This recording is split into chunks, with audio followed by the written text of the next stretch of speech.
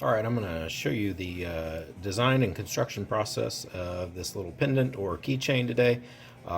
The first layer is copper, the second layer is aluminum. So let's start with the design process. So I kind of started with this image as a reference to kind of see what it would look like just as it is. Black representing everything that would get cut away, and then the gold color representing the copper. Then I went from there, and I didn't quite like the mean owl, so I started playing around with the design. So gave him some round eyes instead of the angry brow. Then I also noticed that these ears were really pointy, probably not very safe. So started here playing around with the eyes in a couple ways. The spiral allows me to drill a hole here and cut. Same thing here. On this one, I noticed that the way I designed it, the beak would fall all the way out. This one, I've got it where it comes down. A little more parrot or woodpecker looking than owl, so I decided that was too long. Also played around with the feet. I decided I liked the more simple feet, so I started with this one here and created it first. And a couple things I ran into.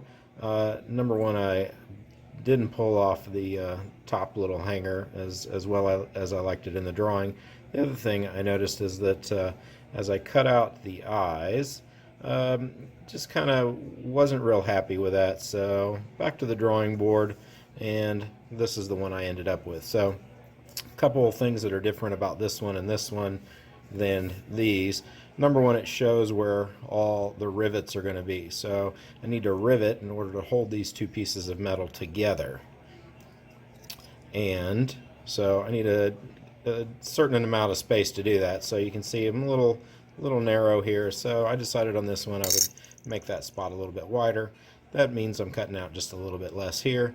Also changed the shape of the eye where that's cut out.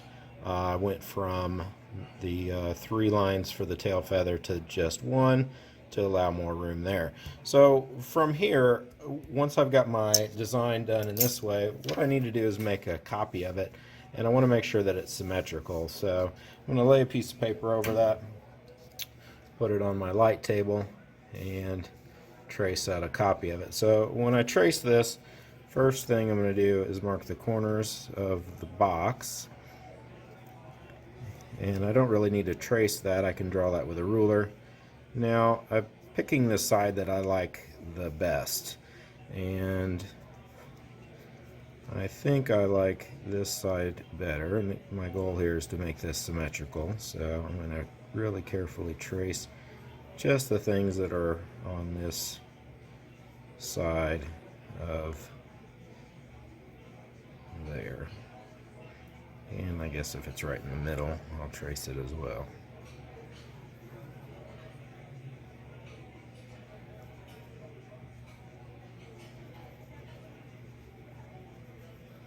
What this will become will be my template for my design. I don't need to include this because that's going to be in that background shape that's made out of aluminum. So I've got this half of it traced. I'll go ahead and draw the box. Again, I can draw that with a ruler if I really want it to be super precise, but I'm pretty good at just tracing a straight line.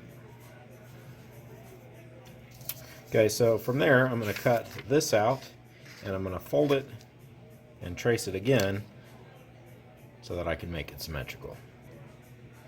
Alright, so now I'm going to fold this in half so that I can trace.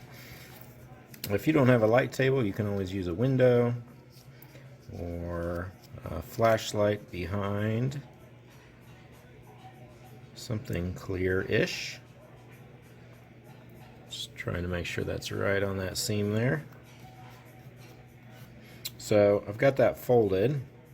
Now I'll be able to lay that back down, and this is where tracing very carefully means that my design will be symmetrical.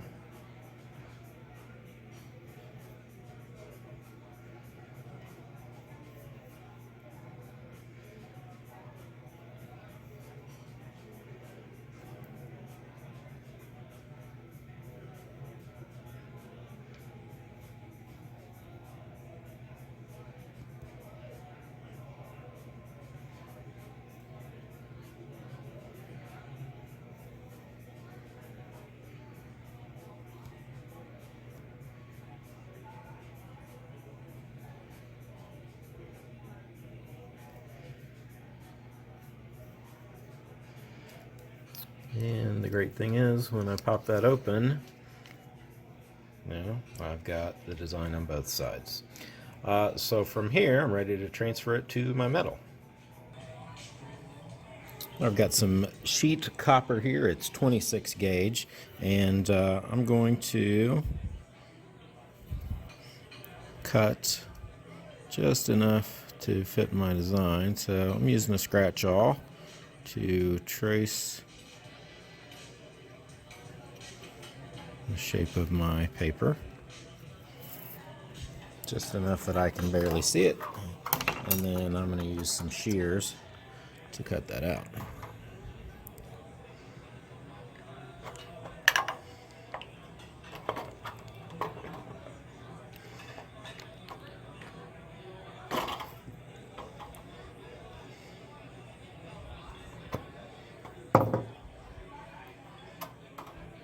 Okay.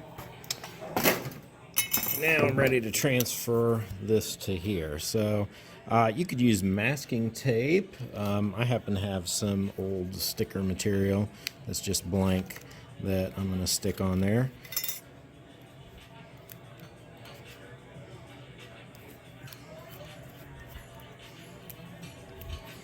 And then I can trim off the excess.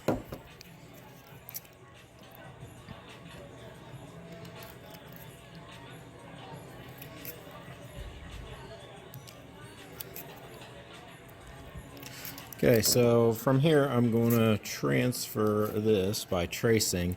I can do a couple things here. I could color the back of this with pencil, tape this on here, or lay this on here and trace over it.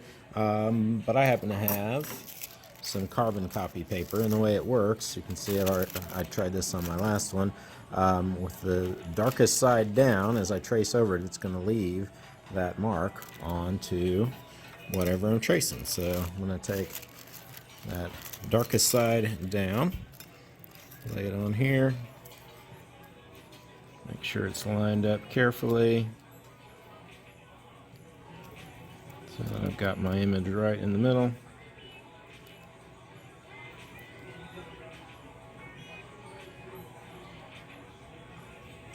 And I'm ready to trace. I like to trace with something other than what I drew with. That way I kind of know what areas I've been over. It usually works pretty well. Kind of strategically moving from one spot to the next. Obviously, I'm trying to trace really carefully. This is the last time that I really kind of get to get this to my metal.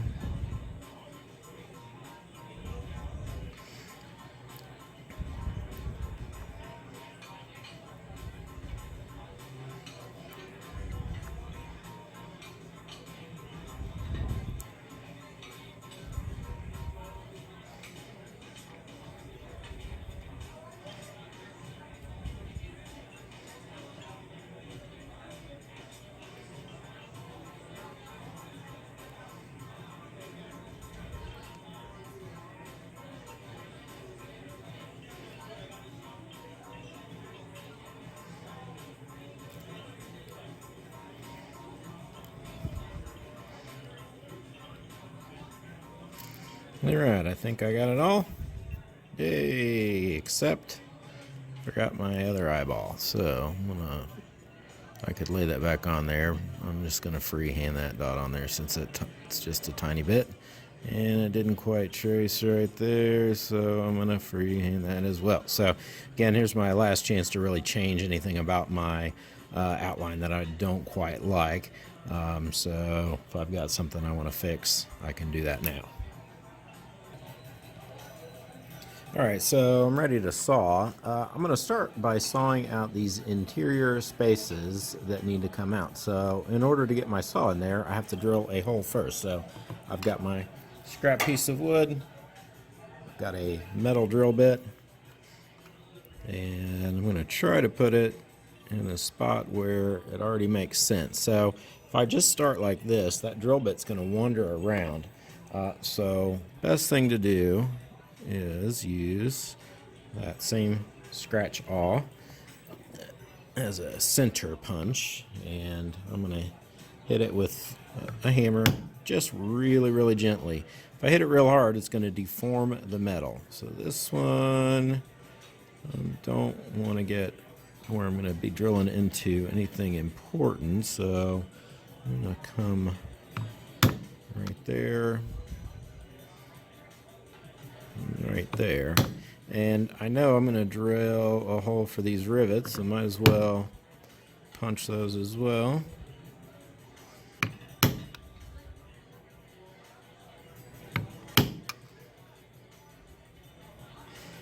Sorry, Mr. Owl.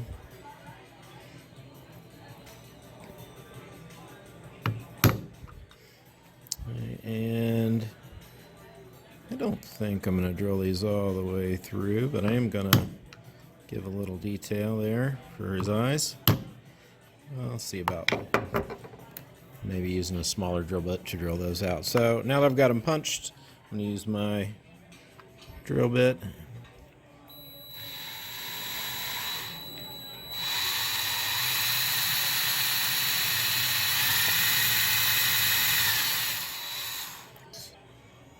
Pretty thin metal, doesn't take too much.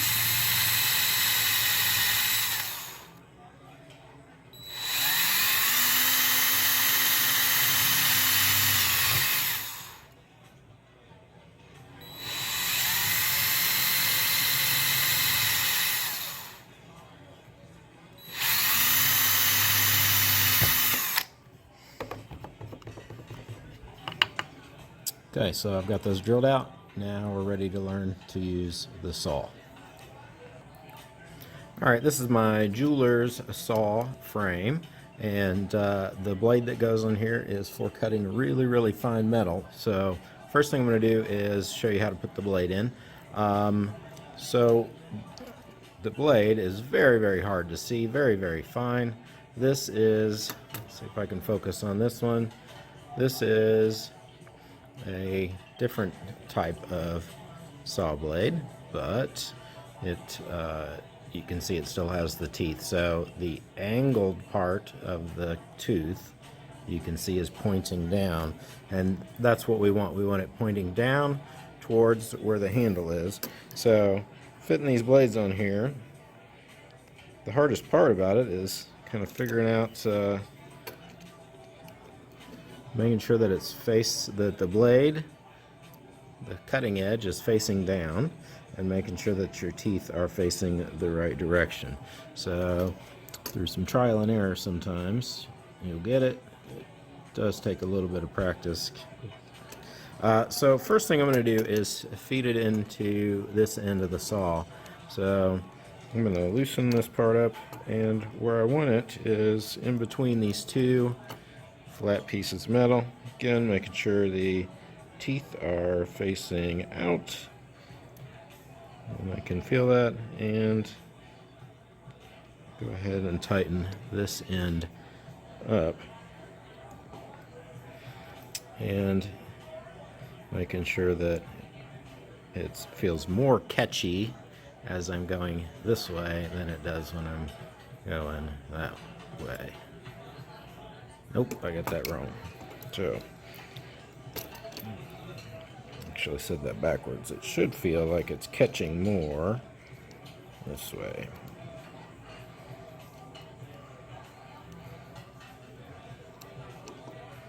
So, when I run my finger gently, not real hard, gently up, it should feel like it catches a lot. This way should feel smoother.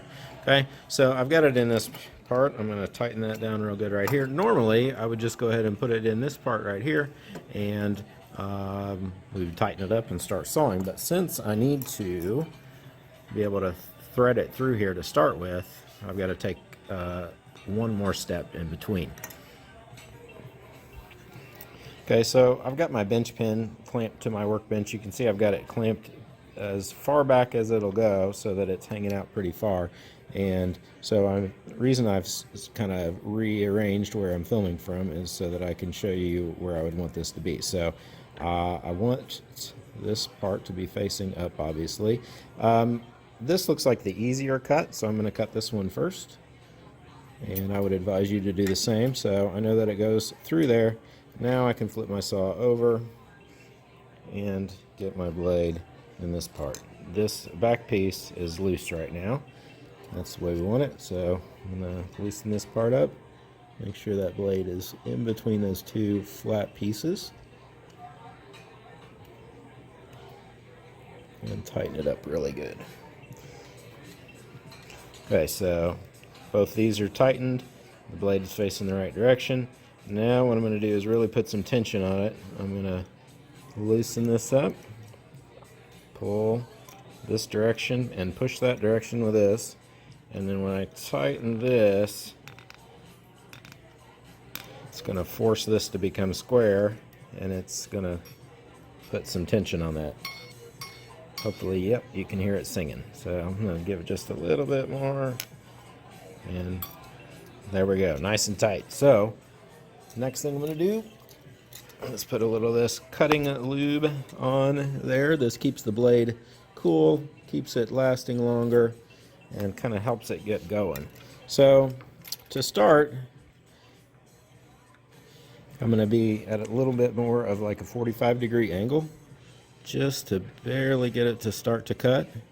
And once I get it cutting, then I'll switch. So I'm just using short little motions to start with. And now I'm going to start to get this saw more up and down. And then once I really get it going, my goal is to stay, in this case, inside that line. I can always come back in and file a little bit more off. But if I cut too much of my design off, it's gone forever.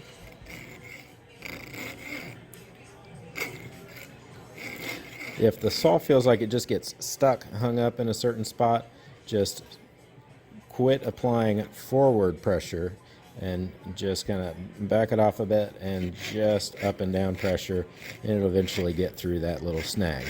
Notice I'm trying to use full strokes. If I just stay in this little bit right here, I'm just going to wear that one little part of the blade out. The rest of it's going to be nice and sharp, but that one little spot's going to be dull, and it's going to break prematurely. So, let's see, I got caught there in a couple spots. If it gets caught, just kind of quit applying that forward pressure and back off a bit. So let's get into right here. So I'm getting ready to turn this corner. So what I'm going to do is a lot of up and down, but I'm not pushing really hard. What I'm doing as I'm doing that is really just trying to slowly turn the handle. So I'm going to back out so you can kind of see what I'm doing with the back of the handle here. So starting straight into that corner, and then I'm slowly, you'll see this part of the handle go that direction because I'm trying to slowly turn that corner. So again, I'm not applying a lot of forward pressure. I'm just up and down and trying to turn that corner. And eventually we'll get around it. Alright, and you can see I'm around that corner now and ready to move on. Again, trying to keep a close eye on my line. It's kind of stuck right here, so I'm going to back it off a little bit, start with short pulls on it, and then I should be able to get those full pulls.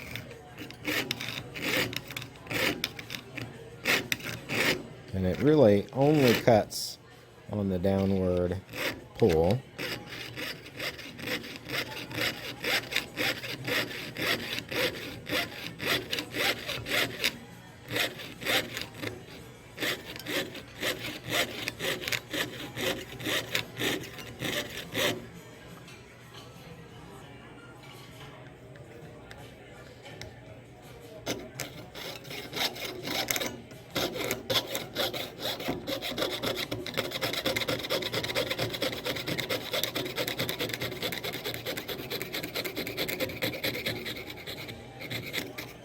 Okay, so once I've got that piece cut, I'm going to loosen the tension on the saw.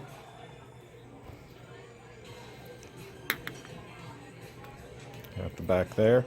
and then I'm going to loosen the blade. I find it's easier to take the front one out, and I'll go ahead and slide my piece off. Okay, so got that one cut out. So I'll go ahead and cut out the rest of them as well, but what I'm going to do with this section right here is demonstrate how to clean that up. So again, hopefully you haven't removed too much material, but what I can do now is take this little file here and come along and clean up my saw marks.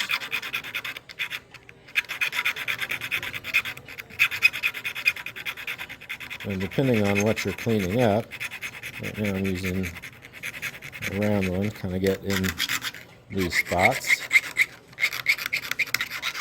If I'm cleaning up something that's a little more flat, I would use a file that's a little more flat, or if I'm cleaning up something that needs to be pointy, I'll use one that's a little more pointy.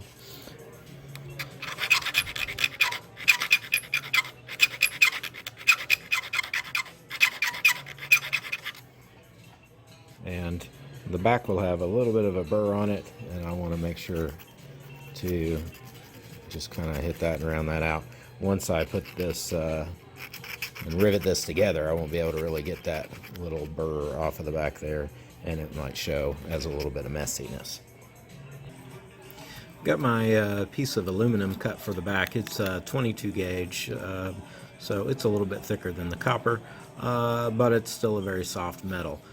So this is going to show through here. Obviously, if I just leave it like it is, it's going to have that nice aluminum finish on it, so you can kind of see what those two would look like together.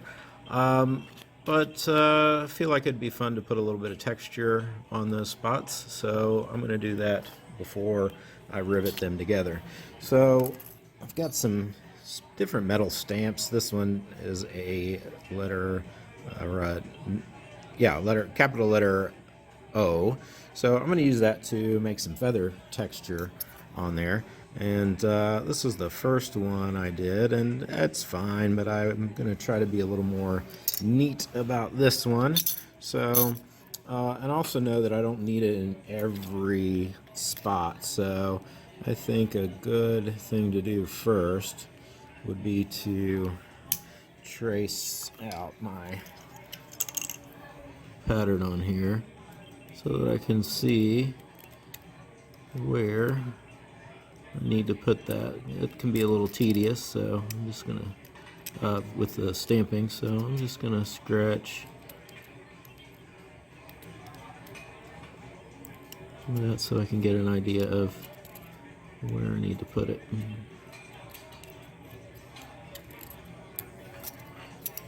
Alright, that should work.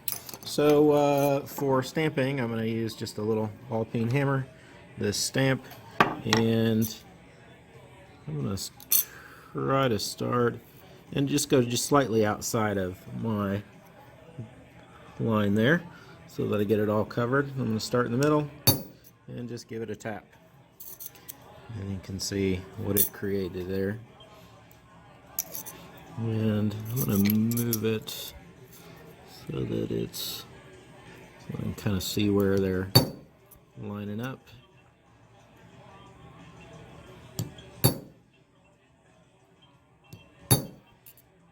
And then I'm going to go right beside that.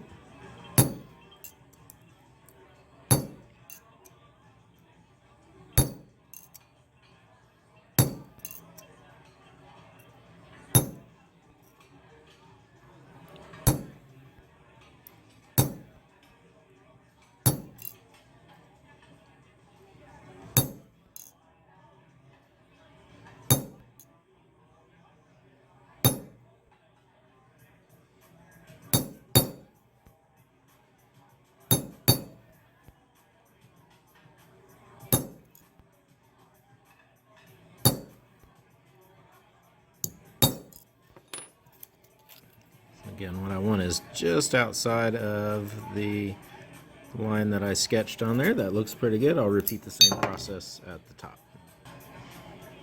Alrighty, I like that. You can see that it warps the metal a little bit, so I'm just going to put it back on the bench block here.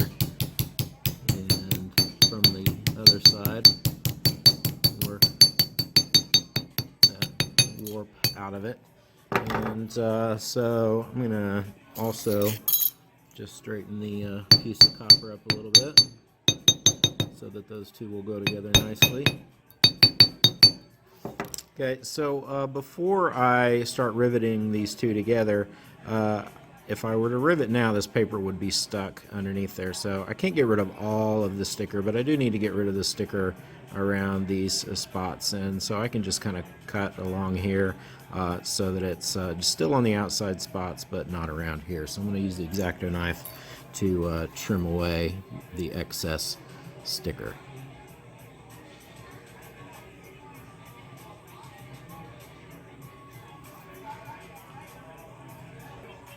So I've cut all the way around. Now I've just slid my X-Acto knife underneath that sticker, and it should come off. Again, I don't want to remove it around the outside. I still need that part, but I want to get rid of it around those holes and the inside part right here as well. That way I can see to clean that up any little bit more than I need to with the file.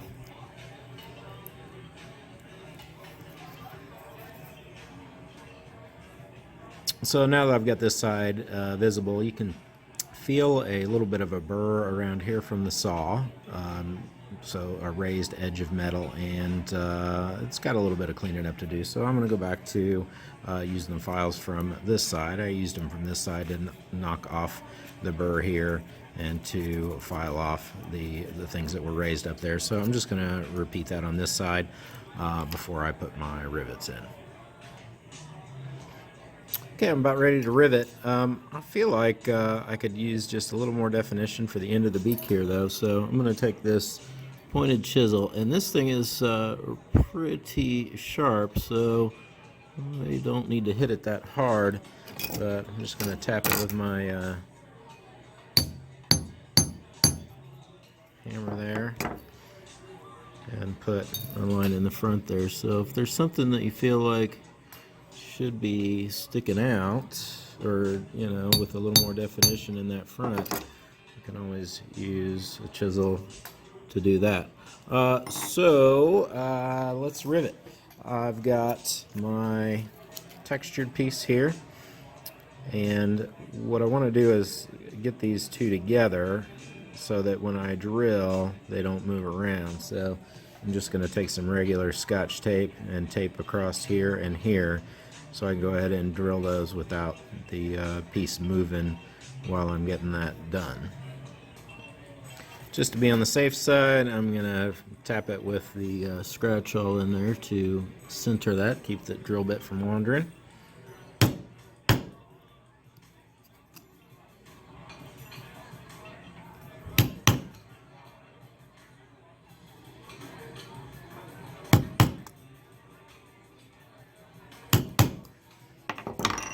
No need to hit it too hard, just a matter of getting the drill bit centered in there.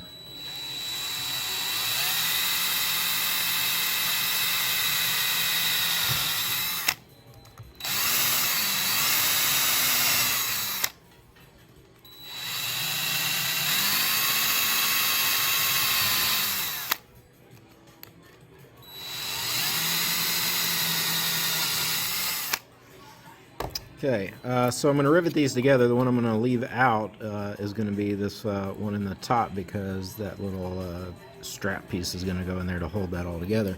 So this is what I'm using for a rivet. It's a 1-inch aluminum nail, 0.083. I prefer them to be just a little bit smaller, but this is what I could find. So I'm going to feed that through. That's what it's going to look like on the front. And there are lines on here. I'm going to cut it off at that, right after that second line there. So if I throw the ruler on it, I would say that's just over 1/8 of an inch to right there. So just over 1/8 of an inch. Use my side nips.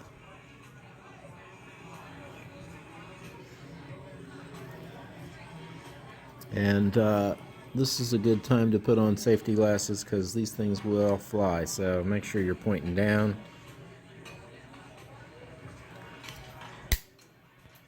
And who knows where it went. Okay, so that's what I've got sticking up.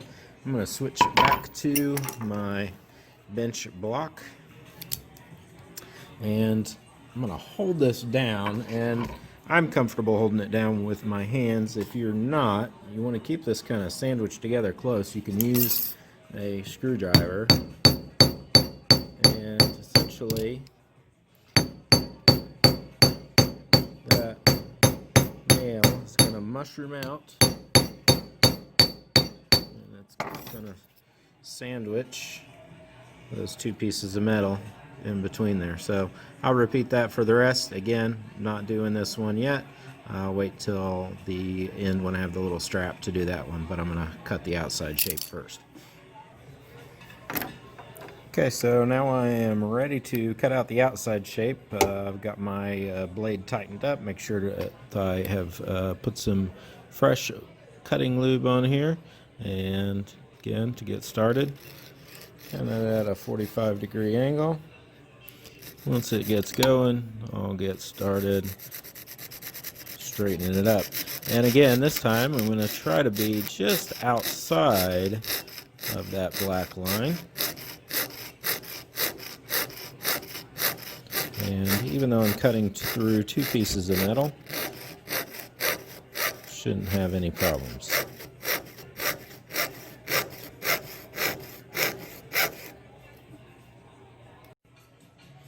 So I got it all cut out. Near the very end there, I broke the blade, and I had about a 2-inch span left that I could go ahead and tighten up in there. And since I just had a little bit to go, I went ahead and used that. Might as well use that blade up till it's all the way used up. So from here, I'm going to clean up the outline, and I'm going to make a little piece to create the strap out of. I'm going to start off by paying careful attention to this spot right here where this strap is going to go, and I'm trying to first off file, make sure to get rid of any saw marks across the edge here, and then just round off very gently this right here. Okay, so I'm going to go ahead and remove the rest of the tape that's hanging on here, and I'll go ahead and set this rivet and make this little strap. So this is the little strap I want to put in there.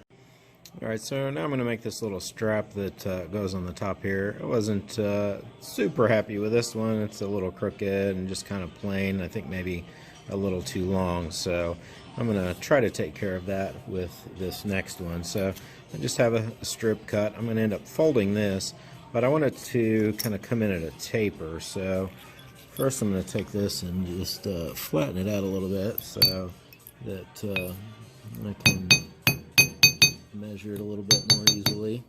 I'm going to find the center of it, and it's 1.25 inches. So 1/2 inch and 1/8 inch. That would put the middle of it right there.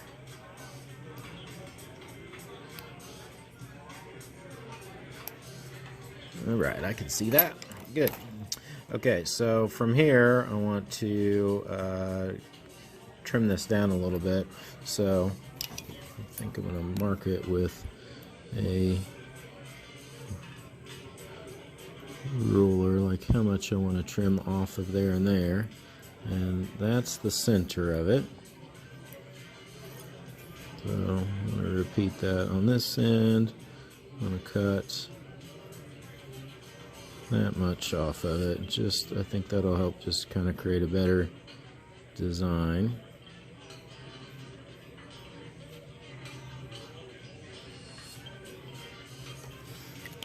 I'll use my shears for that. Okay, so now I need to bend this, and I'm just going to start by gently taking the center of it and supporting it so that it really doesn't completely fold in half right there. I want it to have still a loop there that isn't too sharp of a bend, otherwise it may break. So that's getting there. Now I'm gonna just flatten out this end of it just a little bit, real gently with the hammer until those two are touching. And I think I can go just a little bit more. I want to be able to put that behind my design. I think just a little bit more, and I'll be able to get that where I wanted to on here. So I'm going to flatten that out just a tiny bit more.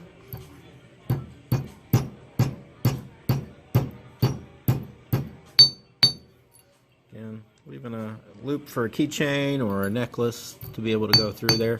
If I'm worried about, completely closing that off, I can use something in there to support it, like this nail.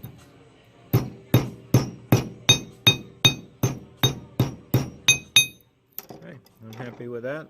So now comes the time to drill and rivet through there. So I really want to make sure that I've got this exactly where I want it, and clean it up a little bit first too. It's got a few sharp pieces on it. So I'll clean it up, and then I'll tape it in place and go ahead and drill all the way through that and put my last rivet in.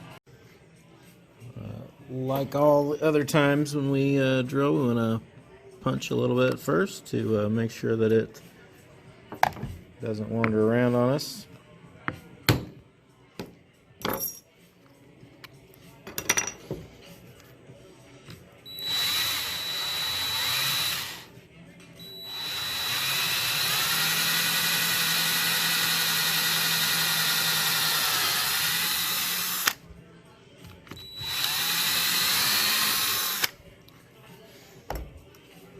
Okay, now we're ready to put that last rivet in.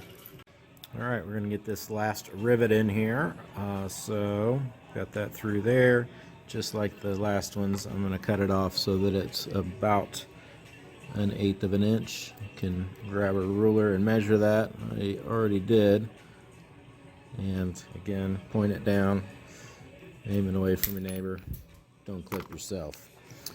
So now, ready to punch that rivet down. Switch to the bench block. And again, if you're, in this case, I would definitely recommend something to hold that in place while you hammer, because there's not much to hang on to here.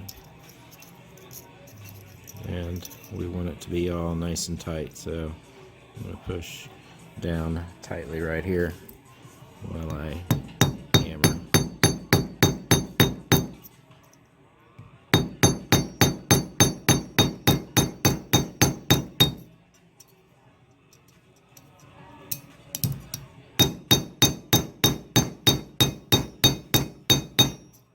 Really make sure you like where it's at before you really drive it home.